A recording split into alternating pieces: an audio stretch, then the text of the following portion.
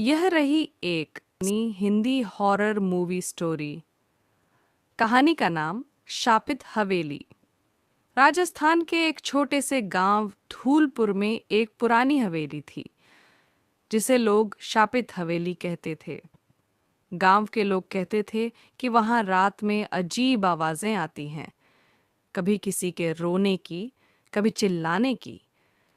कहा जाता था कि जो भी उस हवेली में गया वो कभी वापस नहीं आया। मुख्य पात्र राहुल, शहर से आया पत्रकार जिसे रहस्यमयी कहानियों पर लिखना पसंद है। प्रियंका, राहुल की मंगेतर और फोटोग्राफर। बाबा नरेश, गांव का बूढ़ा जो हवेली के रहस्य को जानता है। रूह, एक आत्मा जो हवेली में रहती है।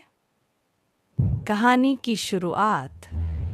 राहुल को एक मैगजीन के लिए शापित हवेली पर रिपोर्ट लिखनी थी। वह अपनी मंगेतर प्रियंका के साथ गांव आता है। गांव वाले उन्हें रोकने की कोशिश करते हैं, लेकिन वह नहीं मानते। बाबा नरेश उन्हें चेतावनी देते हैं, बेटा, वो हवेली सिर्फ ईंटों की नहीं, वहां बदला और पीड़ा कैद है। राहुल और प्रियंका अगले दिन दोपहर को हवेली पहुंचते हैं। हवेली बाहर से जर्जर थी, लेकिन अंदर जाते ही ठंडी हवा और अजीब सी खुशबू महसूस होती है। वे फोटोज लेते हैं और कुछ अजीब निशान दीवारों पर देखते हैं, जैसे खून से बनी हथेलियां। प्रियंका डर जाती है, पर राहुल उसे हिम्मत देता है। रात का समय वो हवेली के पास ही बने एक पुराने कमरे में रात बिताने का सोचते हैं, ताकि सुबह और रिसर्च कर सकें। रात होते ही सब बदल जाता है। दरवाजे खुद ब खुद खुलते हैं, दीवारों पर खून के धब्बे दिखते हैं और प्रियंका को एक लड़की की परछाई नजर आती है जो सफ़ेद साड़ी में, उलझे बालों में, रोती हुई सीढ़ियों पर बैठी होती है। अचानक प्रियंका बेहोश हो जाती है। राहुल उसे उठाने की कोशिश करता है, लेकिन तभी एक जोरदार चीख पूरे कमरे को हिला देती है। रहस्य का खुलासा। अगली सुबह राहुल गांव लौटकर बाबा नरेश से मिलता है। बाबा बताते हैं कि 50 साल पहले उस हवेली में ठाकुर रघुवीर सिंह नाम का जमींदार रहता था। उसने एक नौकरानी सावित्री को अपने मोह में फंसाया और धोखा दिया। जब वो गर्भवती हुई, उसने उसे जिंदा जला दिया।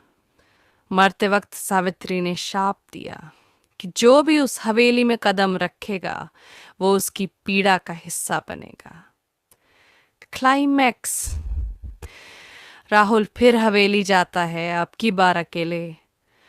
वो जानता है कि सावित्री की आत्मा को मुक्ति तभी मिलेगी जब उसे न्याय मिलेगा। हवेली के तहखाने में उसे पुराने कागज मिलते हैं, सावित्री की चिट्ठियां, उसकी आखिरी पुकार।